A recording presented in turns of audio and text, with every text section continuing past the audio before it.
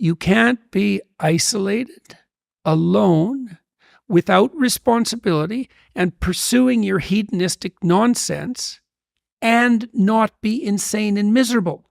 Those are all the same thing, right? And so, it's got to the point, I've said things that have made me somewhat unpopular, like it's very difficult for people to mature until they have a child. So you find a huge part of what you are in that relationship. It makes you responsible, makes you grow up. It gives you the opportunity to mentor someone. You have someone around who's more important than you. Well, that's part of being mentally healthy. It's a huge part of it. This enterprise that I put together in London, helped put together, Alliance for Responsible Citizenship. We're trying to put forward a model of governance. It's called a subsidiary model. And the idea is that people have multiple social roles that scale. There's you should take care of yourself, integrate yourself, which means you can conduct yourself properly across the medium to long run. You're self-sustaining. Then you can maybe extend that to your partner, and then to your family, and then to your local community, and then to broader communities as you become more and more competent and able to take on that responsibility. That's the alternative to isolated hedonic slavery. You're slave to your own whims.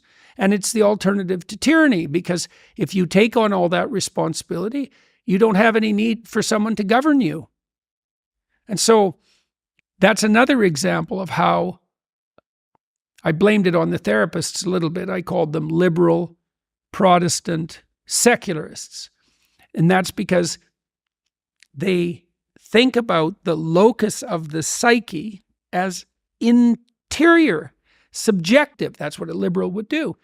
It's just not accurate. That isn't the way the psyche works. It's not in your head.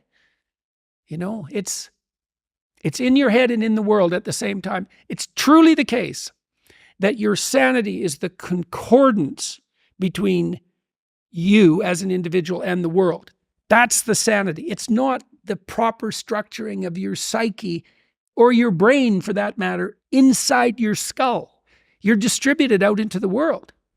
And you should be. And you want to be. That's where the adventure is. You want to be solipsistic? The solipsistic porn masturbator. Jesus, it's no wonder you'd be aimless and miserable. Well, God, it's so pathetic. Why am I so unhappy? It's because you think about yourself. Oh, no, you think about the lowest impulses in yourself all the time. That's why you're miserable.